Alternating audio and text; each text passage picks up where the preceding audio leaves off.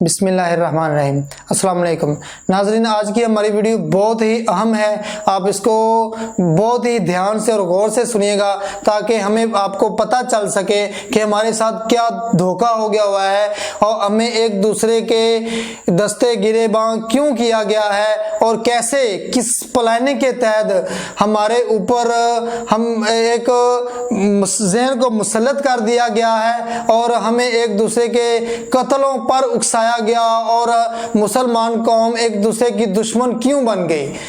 इंतहाई लर्जा खेज में आपको हकायक बताऊंगा, आपके रोंगटे खड़े कर देने वाले में आपको हकायक बताऊंगा कि हमारे साथ किस तरह इन यहूदी ताकतों ने, इन गैर मुस्लिम लोगों ने हमें कैसे इस्तेमाल किया और हमें कैसे बेवकूफ़ बनाया और हमारे साथ इतना बड़ा हमें जो सा एक मुश्किलात के अंदर फंसा दिया गया। मेरी वीडियो को पूरी देखिएगा, इसको सब्सक्राइब करें मेरे चैनल को और मेरी वीडियो को लाइक करें ताकि मेरी हौसला अफजाई हो सके। नाज़रीन, मैं आपको बताऊंगा कि एक इंतहाई अहम इदारे के एक अफसर ने ये अपनी तहरीर में लिखा, मैं उसका नाम नहीं लेना चाहूँगा क्योंकि सीक्रेट मामले सीक्रेट होते हैं। ये आपको जो मैं एक डॉक्यूमेंट्री बताने लगा हूँ, एक वाकया बताने लगा हूँ या एक हकीकत बताने लगा हूँ कि ये बिल्कुल एक सच्चा और इंतहाई जिम्मेदारी के साथ मैं आपको ये वाकया बताऊंगा क्योंकि इसको समझने में हमारे अंदर बहुत सारी जोन सी ना वो हमें देखना पड़ेगा कि कहाँ पर हमारे अंदर खराबियां आ गई और किस वजह से आ गई। दोस्तों, एक हमारे ऑफिसर हैं, खुफिया आप एजेंसी के कह लें, इदारे के कह लें, कि वो एक बहुत ही इम्पोर्टेंट मिशन पर थे। उनकी ज़बानी में आपको बात बताऊंगा कि वो कहते हैं कि मुझे एक जगह पर ले जाया गया, एक गाड़ी के अंदर बिठाया गया। काफ़ी कुछ घंटों के सफ़र के बाद वो एक पहाड़ी सिलसिला शुरू हुआ। वहाँ पर उनको ले जाकर उस गाड़ी से उतार दिया गया, वहाँ से एक जीप में बिठाया गया।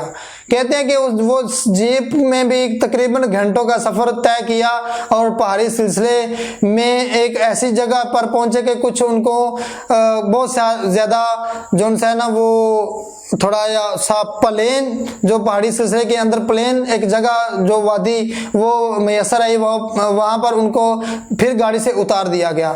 वहाँ पर थोड़ी देर पैदल चलने के बाद एक बिल्डिंग आई, उस बिल्डिंग के अंदर वो घुसे। कहते हैं कि वहाँ पर सिक्योरिटी थी, जो गन हायर किए, अपने गनमैन हायर किए हुए थे, वो एक सिक्योरिटी उनके पास थी। उस सिक्योरिटी के हसार में आपको इस एक बिल्डिंग से दूसरी बिल्डिंग की तरफ ले जाया गया।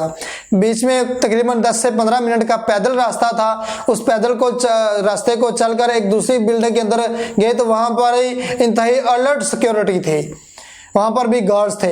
उस बिल्डिंग से गुजार कर उनको एक साथ वाले जगह पर ले जाया गया। वहाँ पर उन्होंने जाके देखा।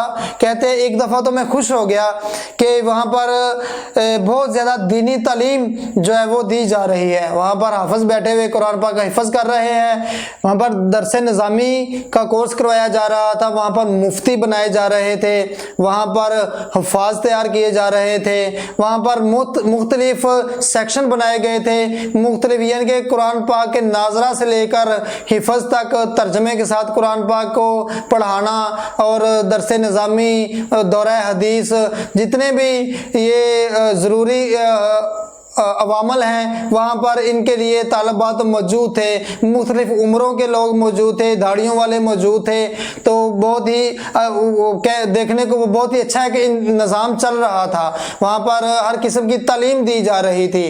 तो वहाँ पर इवन के वो कहते हैं कि वहाँ पर वो अपनी मुफ्ती को मुफ्ती की डिग्री दी जाती थी, आलम को आलम की डिग्री दी जाती थी। मुख्तलिफ जो डिग्रियाँ दी जाती हैं वहाँ पर उसको उनको पढ़ाकर, तो कहते हैं कि मैंने उसको कहा कि आप तो बहुत अच्छा काम कर रहे हैं, ये तो इतना प्यारा काम हो रहा है कि बाकी हमारे मुल्क में इस तरह के जो इदारे हैं वो बहुत कम हैं।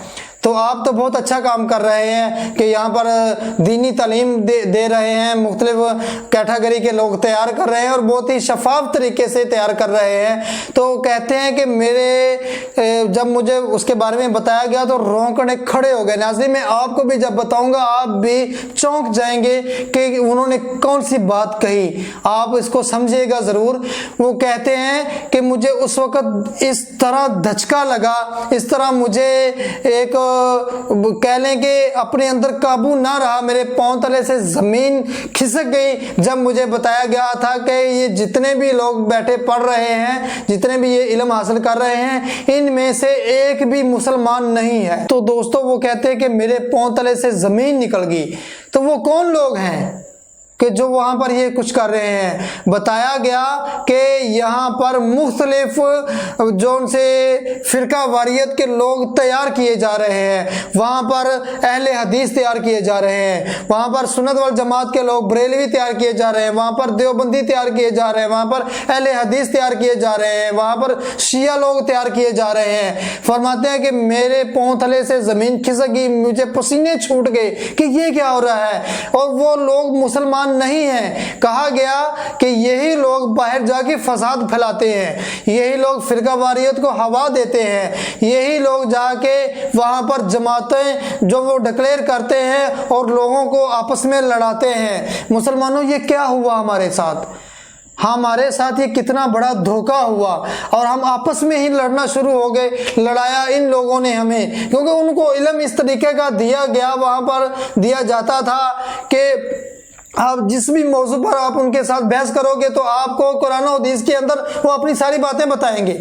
आप देख रहे हैं, कोई भी आप देखें ना, बरेलवी हजरात के मुफ्ती को बड़े को बैठा लें, देवबंदी के बड़े को बैठा लें, अहले हदीस के बड़े को जिनके पास डिग्रियां हैं इनको बिठा लें, शिया के बड़े को बिठा लें, आपको चारों लोग या बाकी भी लोग जो बैठे हुए होंगे वो अपने अपने नजरिए से अपने जो फिरका है उसको सच साबित करेंगे आपके सामने और कुरान और हदीस से साबित करेंगे। ये कहाँ से आया? इन लोगों ने हर कुरान की हदीस को अपने मकसद के लिए इस्तेमाल किया, कुरान की आयत को अपने मकसद के लिए इस्तेमाल किया और हमारे अंदर फिरका वारियत को पैदा किया। अच्छा, फिर वो लोग वो फरमाते हैं कि फिर मैं दुबई के अंदर गया तो मुझे एक वहां पर शख्स मिला और उन्होंने उनके नाम से उनको पुकारा। फरमाते हैं कि आप, मैंने उसको पूछा कि आप मुझे कैसे जानते हैं? मैंने तो आपको देखा नहीं। वो कहता है, वो शख्स कहता है कि कहते हैं कि फिर एक दफा मुझे बहुत हैरत हुई और मेरे रोंकड़े खड़े हो गए कि उस शख्स ने मुझे बताया कि मुझे एक मिशन दिया गया था, वो भी गैर मजहब था। वो कहता है कि मुझे भी एक मिशन दिया गया था कि मैं अपना मिशन मुकम्मल करके पाकिस्तान में पेशावर के अंदर एक मस्जिद के अंदर 22 साल पेश इमाम रहा हूँ। 22 साल पेश इमामत उसने करवाई और अपना मिशन पूरा किया और वापस चला गया। तो दोस्तों, ये क्या हुआ हमारे साथ? हम नहीं थे एक दूसरे के साथ लड़ने वाले, हम नहीं थे फिरका वारियत की आड़ में एक दूसरे का कत्ल व गारत करने वाले। इन लोगों ने प्लानिंग के साथ, क्योंकि कुफर जब से आप नबी सल्लल्लाहु अलैहि वसल्लम के बाद जब से भी ये बाकी भी नबी आए, हमेशा से कुफर हमारे अंदर हमें कमजोर करने के लिए हमारे बीच में घुसकर बैठा हुआ है। और अब 700 साल पुरानी तारीखों को उठाएं, और ये हाल ही में एक ड्रामा चल रहा है मीडिया पर अर्तुगरुल के नाम से, उसके अंदर भी यही दिखाया गया। हालांकि वो 700 साल पहले की तारीख है, 700-800 साल पहले की तारीख है। वहां पर भी देखा गया कि उनकी जो हलब के अंदर अल अजीज की हुकूमत होती है, उसके अंदर भी काफिर लोग मुसलमानों का बेस बदल कर उसमें घुसे हुए होते हैं। तो ये कितना पुराना इनका एक हथकंडा है, ये अपनी चालों से हमें कमजोर करने की कोशिश कर रहे हैं। मुसलमानों, इनको पहचानो, अपने आप को एक दूसरे के बुग़्ज़ से बाहर निकालो, अपने मुसलमान भाइयों को, मकामियों को पहचानो और देखो कि ये कौन लोग हमारे अंदर बीच में घुस गए हैं और हमें एक दूसरे के साथ मरवा कर हमें एक दूसरे से कत्ल करा रहे हैं। आप पिछले दौर में देखें, आज से 7-8 साल 10 साल पीछे चले जाएं तो बम धमाके होते रहे हैं, यहाँ पर दहशतगर्दी यहाँ पर होती रही है। और पता चलता था कि कभी अगर कोई पकड़ा गया है तो उसने दाढ़ी रखी हुई है, वो उसका फलान इस्लामी नाम है, फलान इस्लामी नाम है, और उसको इस्लाम को बदनाम करके, हमारे मजहब को बदनाम करके हमारे अंदर ऐसे लोग जो घुसा कर, जो कि मसनूई तौर पर मुसलमान बनाए गए, इन्होंने हमारे अंदर, हमारी सफ़ों में आकर हमारे जो है वो टांगे खींची, हमारे दिलों पर, हमारे ईमानों पर वार किया और हमें एक दूसरे के दुश्मन बना दिया, हमें एक दूसरे से लड़वा दिया। तो मेरी दुआ है अल्लाह ताला ऐसे दुश्मनों को खुद अपनी कुदरत के ज़रिए नेसो नबूद कर दे और हमें इनको पहचानने के लिए हमें बसात अता करे, हमें ताकत अता करे, हमें नज़र अता करे। दोस्तों, आप मेरी वीडियो को सब्सक्राइब ज़रूर करें। ये मैंने आपके लिए आपके गोश गुजार एक मालूमात आपको दी। आप इससे एग्री करें, डिसएग्री करें, लेकिन अपने आप को पहचाने ज़रूर, अपने नज़रिए को पहचाने ज़रूर। अपने मुसलमान होने के जो असल मकासद हैं उसको हासिल करने के लिए अपने अंदर ज़रूर झांकिए। खुदारा ऐसे लोगों को अपने बीच में से निकालें, उनको एक्सपोज करें और अपने मकामी लोगों की इज्जत करें। और आप कुरान हदीस खुद पढ़ें, आपको अल्लाह ताला ने ये अता किया है। आपके पास बुखारी, सही बुखारी जैसी किताबें हैं, आपके पास हदीसें हैं। मेरे नबी की 7 लाख से ज़्यादा हदीसों का मजमूआ हमारे पास मौजूद है। कुरान पाक की शक्ल में हमारी रहनुमाई करने के लिए अल्लाह ताला ने हमारे रहनुमाई के लिए हमें कुरान दिया है। आप उससे रहनुमाई लीजिए और अपनी इस्लाह कीजिए। अपने मुसलमान भाइयों को बुग़्ज़ से आप खुद निकलिए और उनको भी निकालिए, से फिरका वारियत से बाहर निकलें, मुसलमान बने।